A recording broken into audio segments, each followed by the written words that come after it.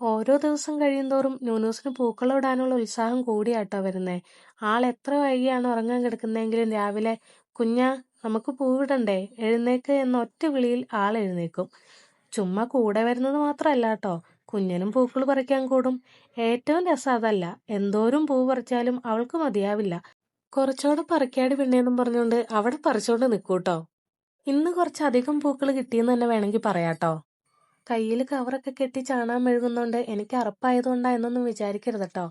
അല്ലാതെ മെഴുകുമ്പോൾ കൈ എത്ര തവണ സോപ്പിട്ട് കഴുകിയാലും ആ സ്മെല്ല് പോവില്ല. ഇതൊക്കെ കഴിഞ്ഞിട്ട് വേണം ന്യൂനൂസിനെ സ്കൂളിൽ പോകാൻ ഒരുക്കാനും അവൾക്ക് ഫുഡൊക്കെ കൊടുക്കാനും. ഫുഡ് കഴിക്കുമ്പോൾ കയ്യിൽ ചാണകത്തിന്റെ സ്മെല്ല് വന്നാൽ നമുക്കാണെങ്കിലും കഴിക്കാൻ തോന്നില്ലല്ലോ. ഓരോ ദിവസം കൂടുന്തോറും പൂക്കളത്തിന്റെ വലിപ്പവും കൂടുന്നുണ്ട്. അപ്പോ ഇരുത്തത്തിന്റെ സമയവും കൂടും. കുറെ നേരം അങ്ങനെ കുത്തിപ്പിടിച്ചിരുന്നപ്പോ കാലും നടുവും വേദനിക്കാൻ തുടങ്ങി. പിന്നെ കുറച്ചു നേരം പോയി കാല് നിവർത്തിയിരുന്നു. എന്നിട്ടാ ബാക്കി പൂക്കൾ ഇട്ട് തീർത്തത്. ഇന്നുകൊണ്ട് കുഞ്ഞിന്റെ എക്സാം കഴിയൂട്ടോ. നാളെ ആൾക്ക് ഓണം സെലിബ്രേഷനാ.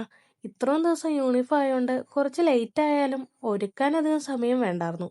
നാളെ കുറച്ചുകൂടി നേരത്തെ പൂവൊക്കെ ഇട്ട് തീർക്കണം. എന്നിട്ട് വേണം ന്യൂനൂസിനെ ഒരുക്കി വിടാൻ.